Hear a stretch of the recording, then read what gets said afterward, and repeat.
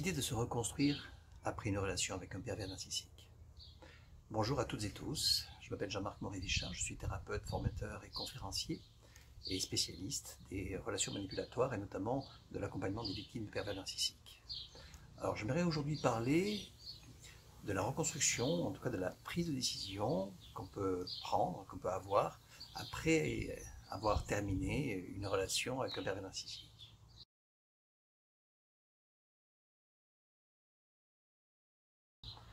Alors déjà, si c'est votre cas, félicitations, bravo. Si vous avez réussi à mettre fin à une relation avec un pervers, bravo, c'est extrêmement courageux, extrêmement difficile. Hein. J'en sais quelque chose, puisque je reçois de nombreuses personnes qui ont des difficultés et qui viennent me voir pour ça, pour que je les aide à franchir le pas, à trouver le courage pour franchir le pas. Donc bravo, c'est extrêmement difficile. Et puis si vous avez quitté cette personne-là, ça veut dire que l'énergie de vie, votre vitalité, a pris dessus en vous sur l'énergie de destruction.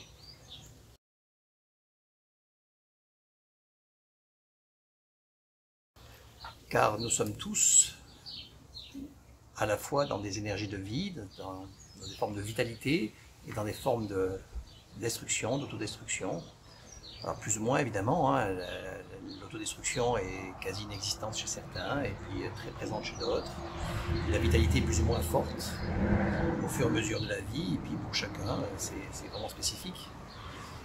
Et ce sont des énergies, l'énergie de vie, la vitalité, qui peuvent être augmentées par les événements de notre vie. Une naissance, par essence, une naissance voilà, d'un enfant peut augmenter notre énergie de vie, des événements heureux, des circonstances vraiment agréables ou un projet professionnel qui nous épanouit, la pratique d'activités qui nous fait du bien, qui nous font du bien, l'activité artistique, sportive ou autre. Tout ça, ça peut nourrir l'énergie de vie. Et puis en même temps, il y a aussi des aspects de notre vie qui peuvent aussi nourrir notre énergie de destruction. Par exemple, un deuil, un décès de quelqu'un qu'on aime vraiment, c'est quelque chose d'extrêmement difficile qui peut nous amener à vraiment avoir une énergie de destruction plus puissante à développer en nous. Le sentiment d'être abandonné ou d'être rejeté, des moments malheureux, des moments difficiles de la vie, des jugements aussi négatifs sur soi, des manipulations, tout ça peut nourrir aussi une énergie de destruction.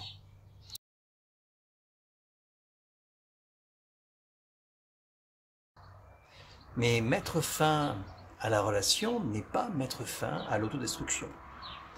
Ce n'est pas parce que vous avez décidé d'arrêter cette relation que pour autant ce processus en vous s'arrête. Ce n'est pas parce que vous avez terminé cette relation que c'est fini. Il faut également travailler et mettre fin à cette énergie en vous de destruction, d'autodestruction.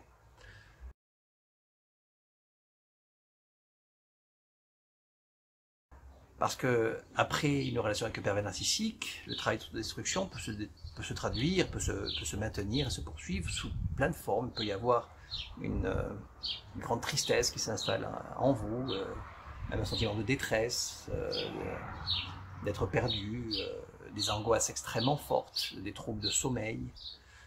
Tout ça sont des façons de continuer à se détruire. Il peut y avoir aussi des jugements qu'on a internalisés, c'est-à-dire qu'on continue à se juger comme l'autre nous jugeait. On a internalisé les mécanismes de l'autre et ce que faisait l'autre pour nous détruire. On le fait de nous-mêmes, on n'a plus besoin de l'autre, on est devenu autonome. Et c'est pas pour autant, et c'est pas parce qu'on a cassé la relation que ça a disparu, c'est toujours là. On peut aussi généraliser des jugements, par exemple, penser que tous les hommes sont mauvais, que toutes les femmes sont mauvaises, parce que j'ai croisé une femme pervers narcissique. Et du coup, se mettre dans des situations de souffrance, puisqu'on reste seul, alors qu'on aurait peut-être aspiré à avoir une belle relation. Et on se prive de ça, et ça reste des mécanismes d'autodestruction.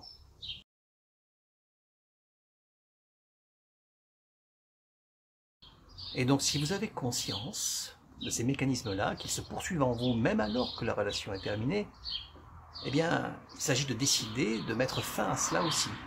C'est une décision intérieure, rien ne se fait sans une décision claire, solide, une décision personnelle,